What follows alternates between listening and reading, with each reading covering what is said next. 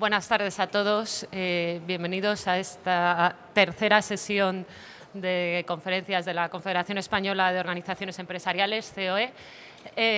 Hoy contamos con don Antonio Sempere Navarro, catedrático de Derecho del Trabajo y la Seguridad Social, que va a desarrollar el tema las responsabilidades empresariales en materia preventiva y recargo de prestaciones.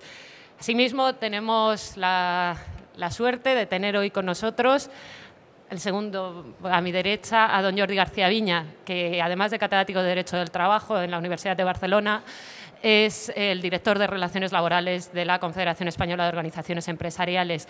Creo que quién mejor que él para introducir este tema, así que Jordi, cuando quieras. Muchas gracias. Bueno, buenas tardes a todos, bienvenidos a esta conferencia. Muchas gracias, Elena. La verdad es que es para mí un placer estar aquí porque demuestra también la apuesta de la COE por un tema tan importante como es la seguridad y como sobre todo es las materias jurídicas en materia de prevención de riesgos laborales.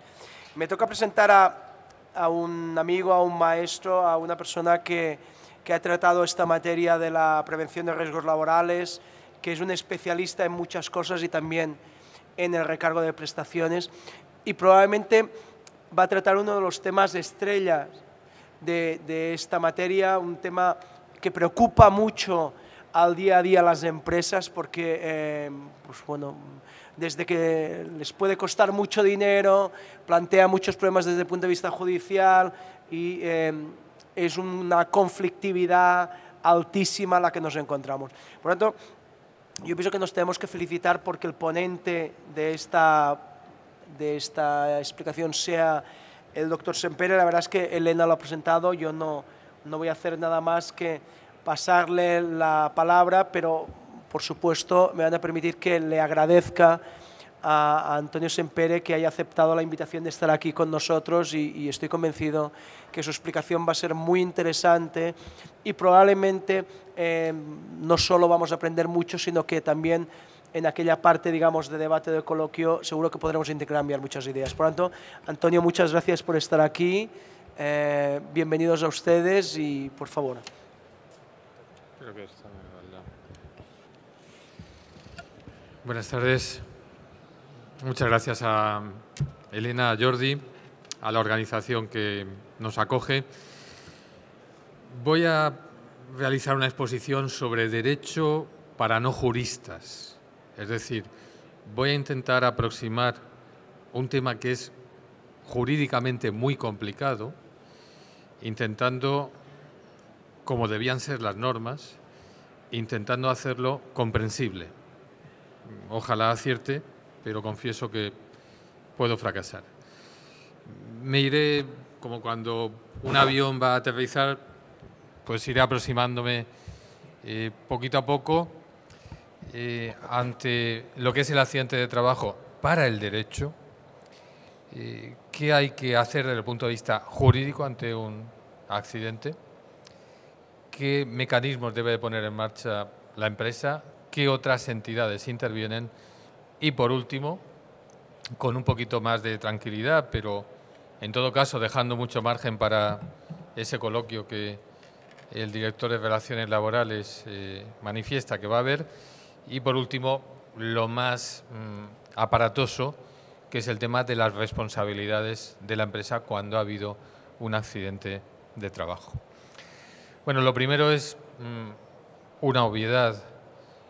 El derecho, la medicina, la psicología, el fútbol, la economía, la moda, todas las actividades que se llevan a cabo en este recinto tienen sus reglas de juego, tienen sus conceptos, también el derecho. De tal modo que el accidente de trabajo no es lo que diga un médico, no es lo que diga la persona accidentada, no es lo que diga ninguna ciencia, salvo la jurídica. Así que el concepto de accidente de trabajo es lo que dice la ley. Lo que dice la ley, que a veces nos gusta, porque lo que nos interesa está incluido, a veces no nos gusta porque está excluido. En los tiempos que corren, de la inmediatez, de toda la información del mundo en la mano, tendemos también en derecho a querer prescindir del pasado, ¿no? Porque nos interesa lo de ahora, lo de este segundo y lo del futuro, pero lo del pasado ya está muerto. Y creo que en este tema hay que hacer una pequeña excepción. Solo conociendo el pasado se puede entender la complicación enorme del presente. Fijaros, siempre ha habido personas que han trabajado y lamentablemente siempre las personas que han trabajado hayan sido esclavos, siervos o los dueños de su propia casa, siempre han tenido accidentes. Y sin embargo, ¿qué se hacía cuando una persona tenía un accidente? ¿Qué respuesta se daba por las leyes? Pues el silencio. Consecuencia práctica, o sea, las leyes no contemplaban el accidente de trabajo hasta 1900. Consecuencia práctica, los vemos en las películas de la Revolución Industrial, lo leemos en los cuentos de Dickens o lo estudiamos en los libros de historia. Si a una persona le estallaba una caldera, pues claro que eso era un accidente de trabajo.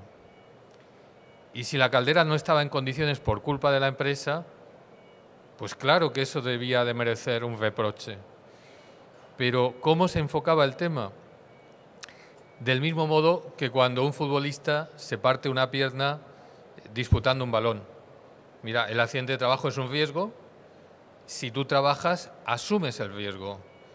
Luego, no hay culpa de la empresa, sino que al entrar a trabajar a un sitio, tú asumes ese riesgo. O sea, el silencio de las leyes significaba, en la práctica, que no había responsabilidad empresarial.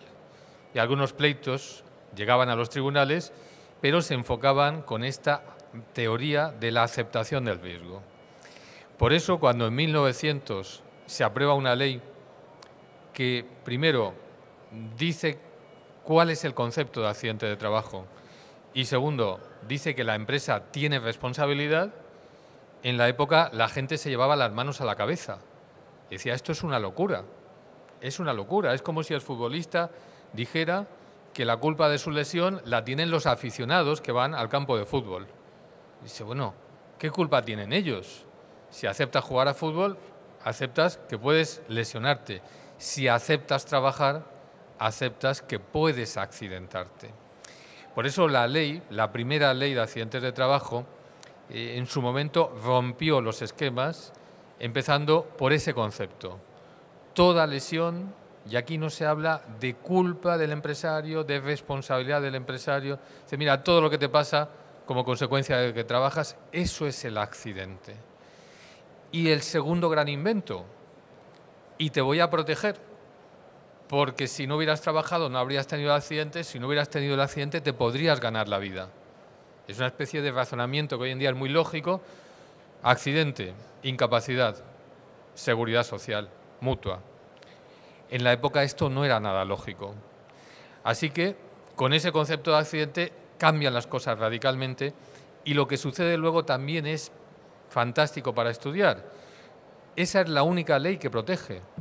No hay leyes de enfermedad, de maternidad, de jubilación, de desempleo, de viudedad, de orfandad.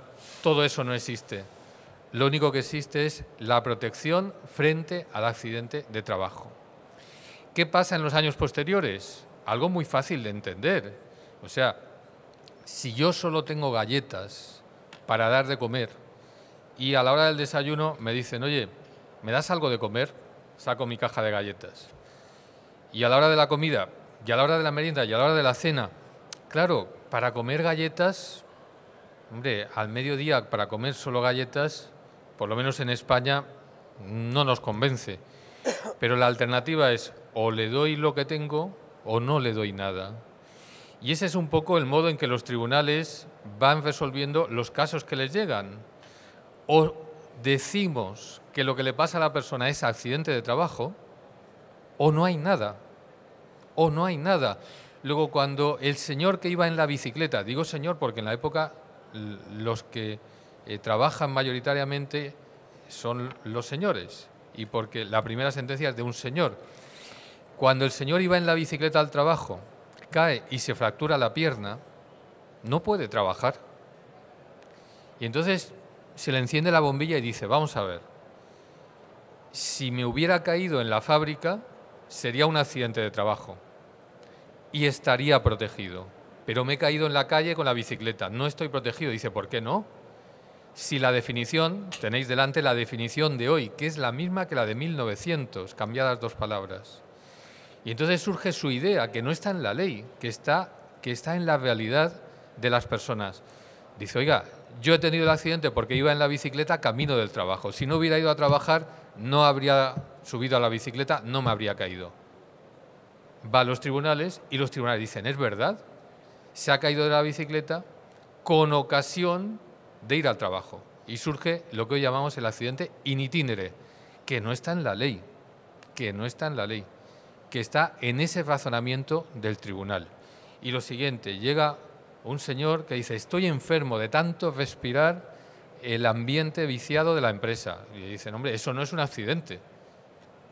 Pero otra vez se enciende la bombillita y dice, o sea, que si me cae algo del techo es un accidente. Y si respiro mal no es un accidente. Va a los tribunales y le dicen lo mismo. Dice, hombre, la enfermedad también es una lesión. No nos vamos a ir al concepto físico. Y así en los años siguientes lo que sucede es que el concepto de accidente de trabajo se va ampliando. Igual que comer galletas, lo voy ampliando al desayuno, al aperitivo, porque no tengo otra cosa. Entonces voy diciendo, todo es accidente de trabajo siempre que haya una pequeña conexión, Eso es lo que sucede de 1900 a 1950. Finalmente, la ley lo que hace es recoger esos criterios de los tribunales y la actual Ley General de Seguridad Social sigue conteniendo la definición de 1900 y algunos de los criterios que los tribunales, con estas bombillitas que se encendían, algunos de los criterios que se habían ido elaborando, que se habían ido acuñando. Entre ellos hay uno que en la práctica se ha convertido en demasiado importante, o sea, es como que tapara a todos los demás, ¿no? Como cuando hay una primera estrella en una película y la gente dice, es de George Clooney la película, pero si hay 30 actores, no será suya la película, pero lo decimos. Entonces hay una regla en la Ley General de Seguridad Social que oscurece todas las demás y que viene, los juristas decimos, viene a adoptar la forma de presunción. O sea, no tienes que demostrarme nada. Yo presumo que es un accidente de trabajo, todo lo que te pasa mientras trabajas y estás en el lugar de trabajo. Todo lo que te pasa mientras estás en el lugar de trabajo es un accidente de trabajo, lo presumo. El ejemplo, infarto que le sobreviene a una persona con tabaquismo, con colesterol, con sobrepeso, con antecedentes familiares. Si el infarto le sobreviene mientras está trabajando, es un accidente de trabajo. Y lo mismo le sucede cuando está en una cafetería con los amigos y no es accidente de trabajo. Claro, a partir de aquí, otra vez se entiende que muchas veces en la realidad se intenta ampliar qué significa lugar de trabajo y horario de trabajo. Porque si estoy cambiándome de ropa, no estoy trabajando. Luego no se presume. Y si me han enviado de la empresa a hacer una gestión a Hacienda, eso no es el lugar de trabajo en principio, pero estoy trabajando. Y es importantísimo porque, lo digo ya después de 10 minutos hablando, porque al día de hoy el trabajador está más protegido cuando el infarto le sobreviene como accidente laboral que como accidente común. Esa es una cosa que nadie discute, pero no tendría por qué ser así. O sea, ¿qué es lo que importa? ¿Que tienes un infarto o si es accidente de trabajo? Pues al día de hoy importan las dos cosas. No importa lo que te pasa, sino te importa lo que te pasa y por qué te pasa. La protección es mayor si estamos ante un accidente de trabajo.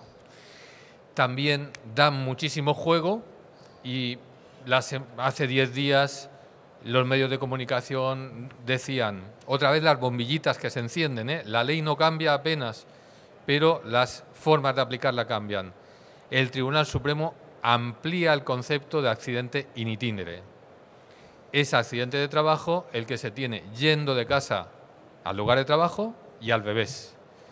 Y de pronto llega la vida moderna, un señor que vive en León, trasladado por su empresa al lado de Madrid, pero su pareja y sus hijos se quedan en León.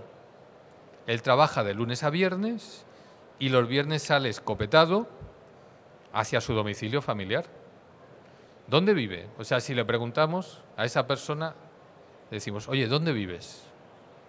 A ver qué nos diría. O sea, su pareja y sus hijos en León, pero él trabaja en Madrid, lunes, martes, miércoles, jueves, viernes. ¿Dónde vive? No sé lo que nos diría. Lo cierto es que un domingo por la noche, viniendo desde su domicilio familiar a su apartamento madrileño, tiene un accidente. Y la ley no ha cambiado. La ley te dice, es accidente de trabajo el que se produce al ir o al volver al trabajo. Y hasta ahora los tribunales decían, hombre, tienes que ir desde tu casa al trabajo, no a otro sitio, no a otro sitio. Él ha sufrido el accidente desde su casa familiar, domingo por la tarde salió de allí, yendo a su apartamento de trabajo. Eso no es in itinere, porque no va desde su casa al lugar de trabajo, va desde una casa suya a otra casa suya. Con la jurisprudencia clásica, esto no es in itinere. Pero desde esta sentencia del Supremo, y otra vez porque a alguien se le enciende la lucecita y dice, hombre, yo creo que hoy en día esto es un itinerario, igual que hace 100 años, el de la bicicleta. No es disparatado decir que tengo dos domicilios. Conclusión práctica, hay mucha discusión jurídica, hay muchos pleitos, solo para discutir si estamos ante un accidente de trabajo o estamos ante otra cosa. Bueno, como hay que ser puntual y además si hay coloquio estupendo, me voy a meter directamente ya en qué pasa cuando hay un accidente. ¿Qué pasa cuando hay un accidente? Jordi García Viña, en su condición institucional de director de Relaciones Laborales de COE, ya ha lanzado un cable, ¿no? Diciendo, es que las consecuencias para las empresas pueden ser muy fuertes. Dicho en otros términos, es que puede haber demasiada responsabilidad de las empresas. ¿Por qué dice eso? ¿Por qué dice eso? Vaya por delante que cuando hay un accidente, yo creo que la peor parte se la lleva la persona accidentada. Eso yo creo que es así. Y hay que comprender la respuesta de las leyes. Unas leyes de 2014, no de 1900. ¿Qué sucede cuando tenemos un accidente de trabajo? Primero, entra en juego la seguridad social. Entra en juego normalmente la mutua de accidentes de trabajo. Y habrá asistencia sanitaria y habrá, como no se puede trabajar, pues en lugar de salario habrá otra cosa. Un subsidio, una pensión. En segundo lugar, si la empresa es responsable, habrá lo que la gente llama responsabilidad civil, o sea, dinero, una indemnización, que puede pagar la empresa o la compañía de seguros. En tercer lugar, si la empresa ha incumplido normas, la Inspección de Trabajo podrá levantar un acta y la empresa será castigada. Y si es tan gordo lo que ha hecho, vendrá la Fiscalía y el Código Penal hará que los tribunales sancionen a la empresa en la cabeza de sus gerentes, administradores o responsables. No acaba ahí la cosa, sino que por último, si se demuestra que el accidente se ha producido porque la empresa incumplía normas de seguridad, tendremos un recargo de prestaciones, lo cual significa que la empresa de su dinero añadirá a la pensión que paga la mutua una cantidad. Así que tenemos responsabilidad de prestaciones, responsabilidad civil, responsabilidad administrativa o penal, recargo de prestaciones, más pérdida de imagen, pérdida de bonificaciones, imposibilidad de acceder a subvenciones, aumento de la siniestralidad, bueno, y una lista muy importante, ¿no? ¿Cómo se ha llegado hasta aquí? ¿Cómo se ha llegado hasta aquí? Del modo siguiente. Primero, porque nuestro Estado tiene una visión de lo que pasa en las empresas similar a la visión de lo que pasa en las carreteras. Dice, bueno, eso no es cosa solo de los que conducen sus vehículos y de los peatones. Eso no es cosa solo de las empresas y de quienes trabajan. Yo, Estado, voy a preocuparme de que mis normas se cumplen. Yo, Estado, voy a tener una policía, me da igual, que sea Guardia Civil, que sean inspectores de trabajo, voy a tener una policía para comprobar si se cumplen las normas. Y si no se cumplen las normas, voy a castigar, voy a sancionar. Tenemos entonces un procedimiento administrativo sancionador. Es posible que, aunque no haya accidentes, igual que en el tráfico, oiga, que la velocidad está limitada a 100 y usted va a 120. Y por más que digan, no, si no ha pasado nada, si no ha habido peligro, si aquí no ha habido ningún daño, la respuesta va a ser la misma. No ha pasado nada, pero podía haber pasado. Hay unas reglas y usted las ha incumplido. Y si ha pasado algo, ¿qué es lo que sucede? Que se agrava la responsabilidad. Bueno, pues si nos vamos a la empresa, a la seguridad y salud y al accidente de trabajo, es lo mismo. Habrá un procedimiento sancionador. Por supuesto, puedes defenderte, puedes alegar, puedes pedir pruebas. Normalmente las empresas se descuidan aquí, puedes pedir pruebas y al final, pues al final habrá una sanción y si no estás de acuerdo, irá a los tribunales. Pero es una primera responsabilidad propia del Estado actual. En 1900 no existía, ni en 1910, ni en 1920. Los Estados aprobaban las leyes y decían, oye, y es cosa vuestra cumplirlas. Igual que si no pagas la consumición de un café, te podrán reclamar, pero no te van a multar porque te vayas sin pagar el café. Eso es una cosa entre particulares. Sin embargo, aquí no. Si hay un accidente de trabajo y se han incumplido normas de seguridad, nos encontraremos con una sanción administrativa que tiene un procedimiento. No hay que confundir eso con el recargo de prestaciones. El recargo de prestaciones, si tenéis corresponsales en otros países, os animo a que intentéis explicarle lo que es. No lo van a entender. No lo van a entender. Es una forma de decir, tenemos una figura peculiar que no se corresponde con lo que en otros sitios hay. Tenemos una figura que es una mezcla de muchas cosas. Al final, como anticipé, para el trabajador que ya ha tenido lo peor que le puede pasar, que es el accidente, para el trabajador el recargo de prestaciones, que es una figura muy interesante porque va a cobrar más todos los meses. Todos los meses. Y va a cobrar más porque a lo que le paga la mutua o a lo que le paga la seguridad social, según los casos, se le va a añadir un complemento. Hasta un 50%, entre un 30 y un 50%. O sea, si tienes una pensión de invalidez y te añaden un 50%, es una cantidad importante. ¿Quién lo añade? La empresa. Y es una cantidad no asegurable. No asegurable. Nota al pie de página.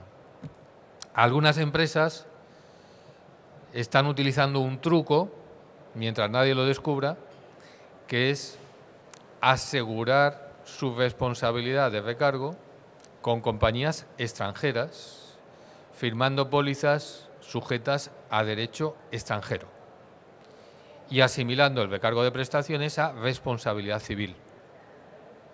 Bueno, es una nota al pie de página, es como decir, es dirección prohibida esa calle, nota al pie, hay quien va, marcha atrás y dice, no, dirección prohibida es ir para allá, yo no voy para allá, el coche está bien orientado. Bueno, el recargo de prestaciones, con el paso del tiempo, se está desfigurando un poco. Para que exista ese aumento de la pensión pagado por el empresario, se necesita, primero, que haya habido un accidente. Segundo, que se demuestre que la empresa incumple normas de seguridad. Lo he dicho bien, por favor, que se demuestre. No se puede presumir el incumplimiento. En la práctica, pues yo veo que muchas veces accidente y se presume que hay incumplimiento. O sea, se va muy rápido, todo hoy en día va muy rápido. Accidente, demostración de que se incumple una norma, y nos queda lo tercero, que también se olvida muchas veces. Ha habido un accidente, se estaba incumpliendo una norma de seguridad y me queda el nexo de causalidad. O sea, que el accidente se haya debido al incumplimiento. Bueno, yo estoy harto es quizá excesivo, yo veo con mucha frecuencia en los escritos del INS, de la inspección, en las sentencias de los tribunales, lo entiendo, porque bastante tiene el accidentado, pero técnicamente es un error. Para que a la empresa se le condene a pagar el recargo de prestaciones, yo necesito los tres elementos: el accidente, el incumplimiento y el hilito que une a los dos, el hilito que hace ver que el accidente se ha producido precisamente porque la empresa ha incumplido. Y esto tercero, pues cada vez se salta. Bueno, es una figura que a las empresas les da pánico, precisamente porque no pueden asegurar su responsabilidad. O sea, ya puede llegar la financiera de turno, venida de Oxford, de Cambridge o de donde quiera, y decirme: tienes que cuantificarme la contingencia de recargo de prestaciones del 2014, que no le puedo soltar una cifra, ni una, ni dos, ni tres, porque no lo podemos saber. Si es imposible saberlo, no se debe a incompetencia de quien contesta, sino a imposibilidad de asegurarlo e imposibilidad de conocer si va a haber accidentes con recargo de prestaciones. Y como hay que capitalizar, o sea que no es que la empresa vaya a pagar todos los meses un complemento de pensión al accidentado, sino que tiene que constituir un capital, sobre todo a las pymes, un recargo de prestaciones les puede suponer una carga inabordable. Pero son las reglas que tenemos, son las reglas que tenemos. Muchas veces se ha hablado de que convendría cambiar esto, que fuera asegurable o simplemente eliminarlo, pero al día de hoy el recargo de prestaciones goza de salud, es compatible con todo, es compatible con indemnizaciones civiles, con castigos administrativos, con previsiones del convenio colectivo, con seguros voluntarios. Es absolutamente compatible. No olvidemos la responsabilidad civil, compatible con el castigo administrativo y con el recargo de prestaciones. La responsabilidad civil en el accidente de trabajo, también con el paso del tiempo, se ha vuelto como un elemento normal. O sea, si hay accidente, lo normal es que haya responsabilidad de la empresa. Esta responsabilidad es asegurable y en la práctica hace que muchas veces las empresas no le presten demasiada importancia. Dice, bueno, allá irá la compañía de seguros, irá Mapfre, irá la empresa, Zurich, AEG, en fin, la que tenga. Ella verá. Se tiende a banalizar, se tiende a pensar que es normal, que si hay un accidente de trabajo haya indemnización, es decir, responsabilidad civil. Insistiendo en la idea de que todos entendemos y queremos que a la persona accidentada se le proteja, pues partimos de ahí, oye, bienvenida sea esa protección. Pero técnicamente, de verdad, técnicamente, las cosas no debían ser así. Vuelvo durante 2 minutos a 1900. En 1900 lo que se hace es decir, si hay un accidente de trabajo, la empresa responde siempre, siempre, aunque no tenga culpa. Se objetiva la responsabilidad. Y a la empresa se le da la posibilidad de, si no quiere pagar de su bolsillo, pagar un seguro. Bueno, se puede asegurar esa responsabilidad. Pasado el tiempo, se inventa la seguridad social. Y cuando se crea la seguridad social, se le dice a la empresa solo. Y ahora tú vas a pagar dinero para que cuando hay un accidente de trabajo, afrontemos la responsabilidad objetiva que tienes. Ese es el proceso. Y al día de hoy sigue así. La cotización por accidente de trabajo y enfermedad profesional, que si alguien está en la gestión sabe que incluso coloquialmente decimos primas, más que cotizaciones de seguridad social, la cotización la paga solo la empresa. O sea, solo con dinero de la empresa, tenga culpa o no, se pagan las pensiones, se pagan los subsidios, se paga la asistencia sanitaria. Esa es la responsabilidad civil objetivada y publificada, porque la empresa ya tiene como obligación cotizar. Bueno, pero como ha pasado tanto tiempo, nos olvidamos y decimos, eso es la seguridad social y hay otra responsabilidad civil, que es la que paga la empresa. No digo que la empresa pague dos veces, pero sí que digo que se olvida que ya hay una objetivación de la responsabilidad empresarial, porque el dinero de las pensiones, de los subsidios, de la asistencia sanitaria, cuando hay un accidentado, sale solo de la empresa. Nos olvidamos de eso y añadimos, bueno, y siempre que hay un accidente por culpa, aunque sea leve, de la empresa, tiene que indemnizar. Y nos olvidamos de la exigencia de culpa y tendemos a objetivar la responsabilidad. Esa es la situación al día de hoy, para mal o para bien. Y además lo dicen los tribunales, dicen el derecho actual en temas de medio ambiente, en temas de consumo y en temas de prevención de riesgos, hemos caminado hacia la objetivación de la responsabilidad. Y ahí estamos todos de acuerdo. La duda es, ¿no habíamos objetivado eso ya en 1900? Cuando le decíamos a la empresa que siempre tenía que responder. ¿No sería normal ahora pedir que haya dolo o culpa, pero dolo o culpa que se demuestre por parte de la empresa? Bueno, es una pregunta para el debate, yo ya sé la respuesta y simplemente quería recordarlo. Así como el recargo, acabo en 3 minutos, así como el recargo de prestaciones o las multas a propuesta de la inspección tienen unas cantidades tasadas, así como las pensiones tienen unas cantidades que se calculan con unas reglas, la responsabilidad civil no está tasada, no está predeterminada. ¿Eso qué genera? Lo que la gente llama gran inseguridad. Y enseguida se ven, pues a mi hija le ha pasado esto y le han dado tanto. Anda, pues a la mía le ha pasado lo mismo y le han dado menos. ¿Cómo puede ser? Buscando un mayor consenso y una menor inseguridad, los tribunales han acabado aterrizando en el baremo de accidentes de tráfico, que por analogía, muchas veces acaba aplicándose para cuantificar la responsabilidad empresarial de las empresas. Ese es sumariamente descrito el panorama y he dejado para el final la responsabilidad penal. Sin que nadie se moleste, yo pongo por delante, os vais a sorprender de lo que digo en este tramo final, pongo por delante una cosa, lo entenderéis enseguida. Yo soy del Elche Club de Fútbol, no soy del Real Madrid, no soy del Atlético de Madrid. No quiero que nadie se moleste por ser del Barcelona, pero voy a poner un ejemplo de ayer.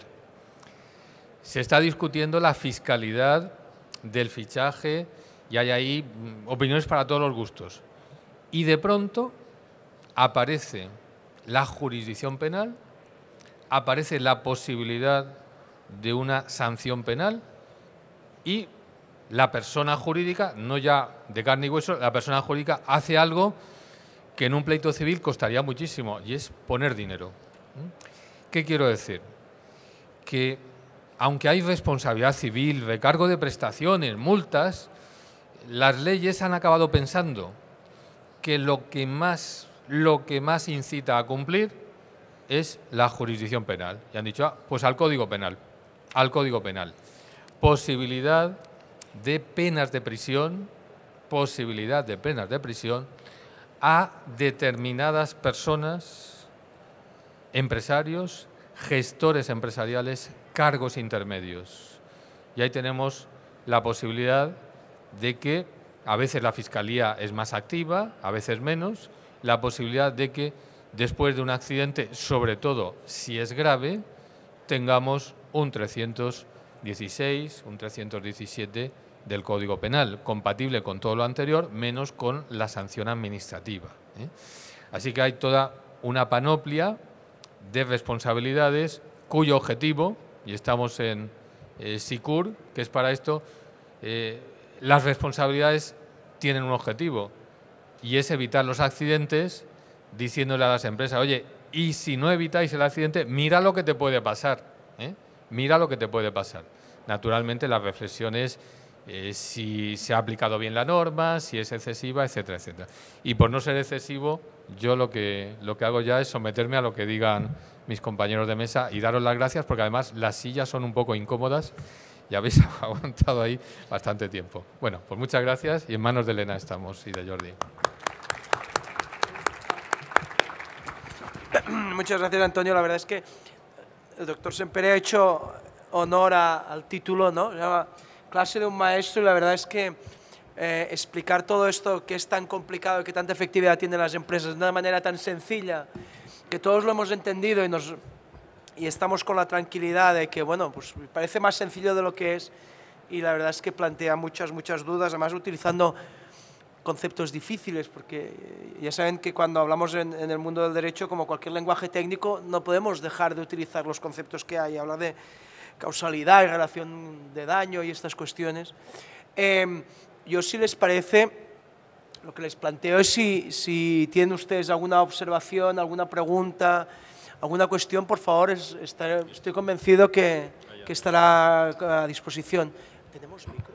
Sí, un momento que le pasan el micrófono.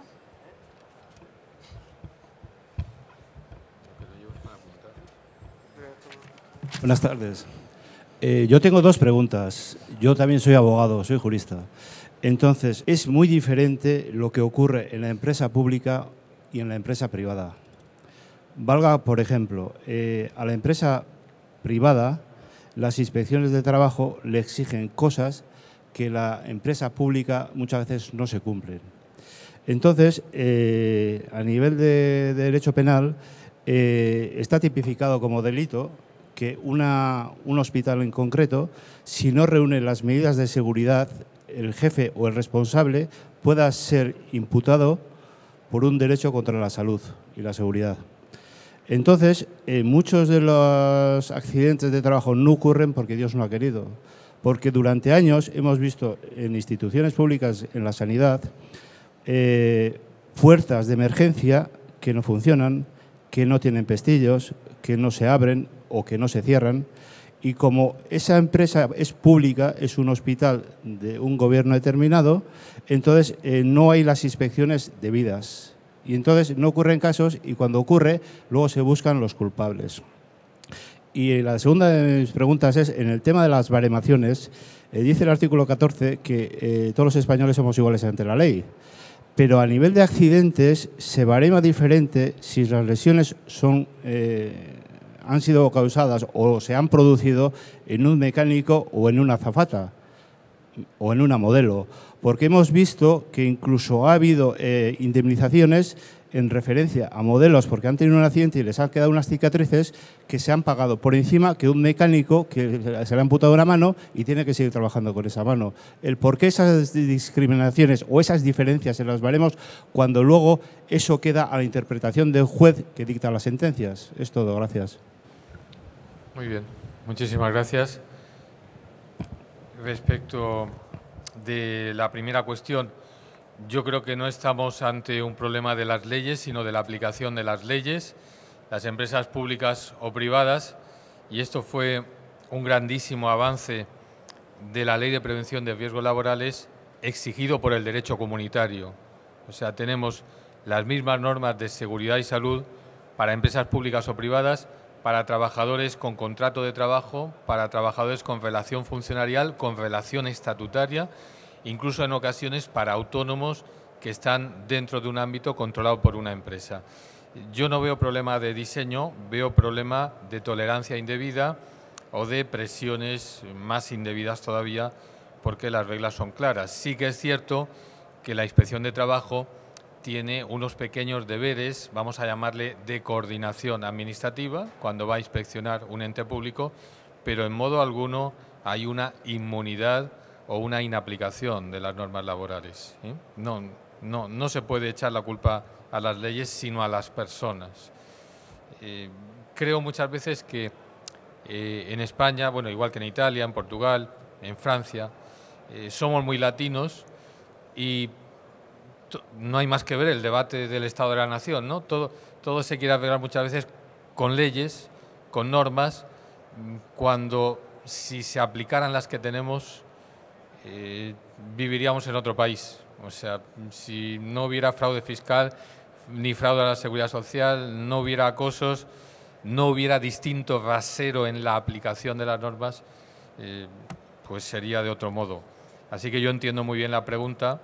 Seguramente hay una vivencia práctica que la justifica, pero no le puedo echar la culpa al legislador, sino a los aplicadores de las normas, ¿no? En segundo lugar, el tema de la igualdad en la ley, claro, es una manifestación grandilocuente. Todos los españoles son iguales ante la ley, pero eso no quiere decir que deba ganar lo mismo la consejera delegada que la azafata, o que deba de trabajar lo mismo quien está en una mina que quien está en un colegio privado. Es una manifestación que requiere comparar situaciones homogéneas y a lo mejor nos puede chocar o molestar, pero una cicatriz para una locutora de televisión puede ser causa de incapacidad, y esa misma cicatriz para un jardinero puede ser una lesión permanente no invalidable. De tal modo que de nuevo aquí yo digo, cuidado, porque las leyes están hechas pensando en tratar distinto a supuestos distintos.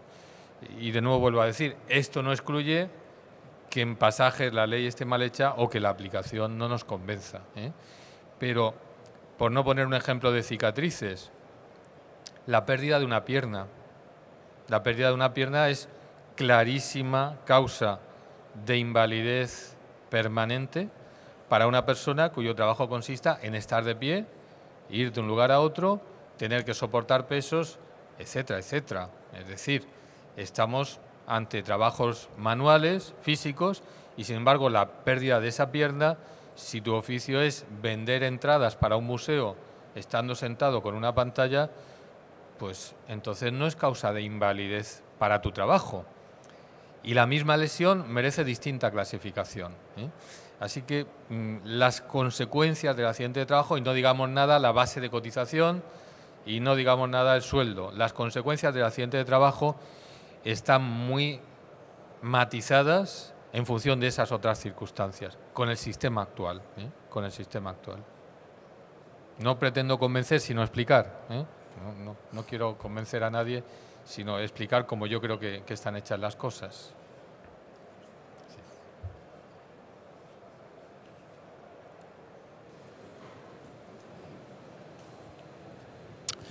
¿Cuál es la situación en Europa, en el resto del mundo, en Estados Unidos, del recargo de prestaciones, responsabilidades penales y administrativas?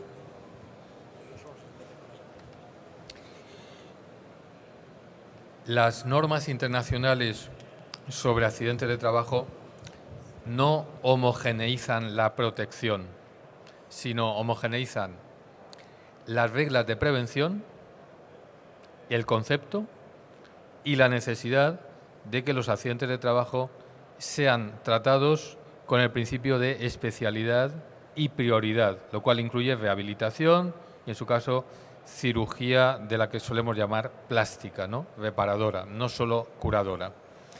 A partir de ahí, las diferencias son totales. Las diferencias son totales respecto de quién va a prestar la asistencia sanitaria, qué prestaciones van a derivar y qué responsabilidades. Esto ahora con el trasiego de empresas que van de aquí para allá, lo ven constantemente. Portugal está al lado, las empresas ya son ibéricas, por lo menos, y cualquier cosa que pase en Portugal, con nuestros criterios, la veríamos de modo distinto. Luego, lo que solemos llamar derecho comparado, que es comparar las reglas que tenemos aquí con otros países, nos lleva a que el concepto de accidente de trabajo es relativamente parecido. Aquí hemos sufrido una distorsión durante muchos años porque no separábamos los accidentes in itinere estadísticamente, entonces nos salía un volumen de siniestralidad muy mayor, porque además, hasta hace nada, teníamos unos índices de siniestralidad de tráfico tremendos. Y decíamos, jolín, pues sí que vamos mal en España. Luego está el tema de la duración del accidente para poder decir que el accidente es grave, que el accidente incluso existe. Una vez que eso se ha ido homogeneizando, España resiste bien la comparación desde el punto de vista legal y desde el punto de vista aplicativo en medianas y grandes empresas, no en las pymes, que es nuestra asignatura pendiente. Y por último, desde el punto de vista de la protección, la verdad es que nuestro derecho ahora mismo es el más rico en responsabilidades, en tipos de responsabilidades, porque permite esta acumulación. El recargo de prestaciones es único, no lo vamos a encontrar en otro sitio. Sí que en los demás sitios siempre hay pensiones y posibilidad de indemnización, pero asegurable, O sea que acá, en España, lo que podemos hacer es evolucionar sabiendo lo que pasa, pero no es que nos queden asignaturas pendientes legalmente hablando, salvo repensar lo del recargo que no sea asegurable, que sea compatible con responsabilidad civil. Pasan los años, no se hace nada, pues tampoco veo ahora que eso esté en el debate de la nación, cosa que entiendo, pero puestos en un debate técnico como este, sí que muchas veces se ha dicho, mire, hay que revisar esto, porque es excesivo y acaba perjudicando a otros trabajadores, cuya empresa, sobre todo si es pequeña, y no hablo de hipótesis de laboratorio, capitalizar 300 o 500.000 euros a una empresa de 6 trabajadores le puede suponer un problema muy serio. Y la pregunta es, ¿y eso protege más que si hubiera sido asegurable la responsabilidad? Esa es la pregunta. Bueno, ahí queda. He leído en la expansión vale. Una sentencia del Tribunal Supremo, enero de 2014, considera accidente laboral el acaecido durante el descanso de la comida, ¿no? Sí. Entonces, bueno, la Ley General de Seguridad Social no lo tipifica. Quería saber su opinión. Bueno, esta sentencia no es la primera que cae en la trampa que yo antes mencionaba de pasada. La presunción de que es accidente de trabajo está aquí en el 115.1 de la Ley General de Seguridad Social, ¿no? Perdón para los que no seáis de derecho, pero creo que se entiende. La Ley General de Seguridad Social contiene esta regla tan importante en la práctica. Es accidente de trabajo todo lo que sucede con ocasión o por consecuencia. Y luego da la presunción. La presunción que es la que aplicamos constantemente. La presunción significa que si estamos en el lugar y durante el tiempo de trabajo, eso es accidente de trabajo. Y llega ahora este supuesto. No se está trabajando, pero sí en el lugar de trabajo. ¿Qué hacemos?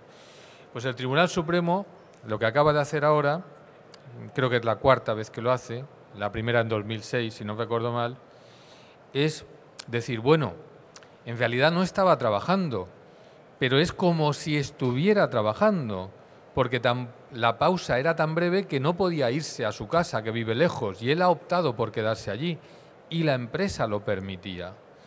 Luego vamos a aplicarle la presunción, porque aunque no esté trabajando, es como si estuviera trabajando, porque él está dentro del círculo de organización de la empresa.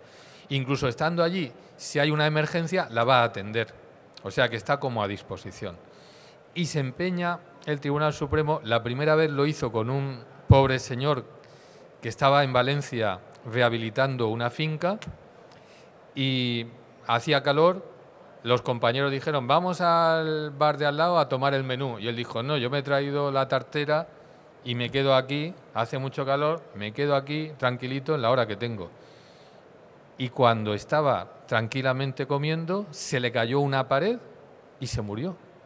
Y el Tribunal Supremo hizo lo mismo que ahora. Dice, bueno, no estaba trabajando, pero sí en el lugar y en una pausa porque iba a seguir trabajando. Bueno, yo no entiendo por qué el Tribunal Supremo se ha complicado tanto la vida. No lo entiendo. Para mí es un accidente de trabajo claro, pero sin necesidad de acudir a esa suposición, sino yendo al concepto. El concepto no ha cambiado. Con ocasión del trabajo se ha quedado a comer en la empresa. Luego, con ocasión es lo que le sucede allí. ¿Qué pasa? Que la presunción es tan llamativa, es tan cómoda, que hace que tendamos a llevar todos los casos a la presunción. Pero yo creo que el Tribunal Supremo acierta en la solución y se complica la vida en la fundamentación. Creo, en mi modesta opinión.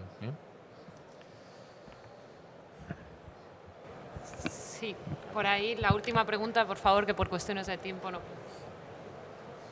Buenas tardes. Los planes de autoprotección se han convertido en una herramienta complementaria de la prevención de riesgos laborales.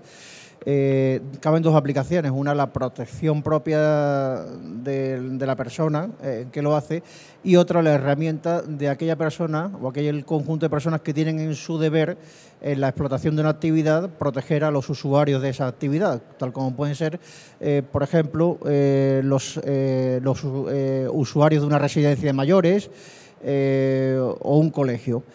Resulta que la autoprotección, los planes de autoprotección, en la mayoría de los casos se venden al peso y son papel mojado. La gente no acaba sabiendo qué se debe, los simulacros que deben de hacer son meras payasadas, no se produce evaluaciones, etcétera, etcétera. Existe una diferencia a mi entender y es que cuando inspeccionamos este tipo de actividad de autoprotección y nos encontramos incumplimientos, como antes el otro compañero ha expresado, como puertas de emergencia cerradas con llave, en ese momento es una infracción administrativa. Evidentemente que se paga económicamente y que a la cuenta de resultados incluso sale interesante incumplir. Sin embargo, si a consecuencia de esos incumplimientos en una emergencia no se atiende adecuadamente, se pueden producir víctimas incluso mortales. En ese caso, la vía pasa directamente a la penal por responsabilidades. Y ahora pregunto, ¿no sería más lógico que los incumplimientos primarios en base fueran considerados también penalmente como imprudencias por exposición al riesgo? En un Estado moderno, el derecho penal está presidido por el principio de intervención mínima. Es decir, yo no puedo estar encarcelando 300 españoles todos los fines de semana porque se hayan tomado 2 copas y me den positivo en el control de alcoholemia. ¿Lo debería hacer? Pues a lo mejor caso a caso lo debería hacer. Pero socialmente el encarcelar, es decir, el incriminar una conducta que no es aislada, se piensa mucho. De tal manera que el Código Penal en materia de seguridad y salud tiene una presencia que intenta ser equilibrada, donde la clave está, he puesto ahí delante el 316, en apreciar si al infringir esas normas se pone en peligro la vida, la salud o integridad física. Ahí está la clave. Determinar eso es algo que la Inspección de Trabajo suele hacer bien, porque tiene conocimientos y medios, y cuando se discute con todas las pruebas periciales del mundo, evalúan los tribunales. Pero a la pregunta tan franca que me hace, ¿no sería mejor incriminar abiertamente todas las conductas desde el principio? Yo digo, yo creo que no.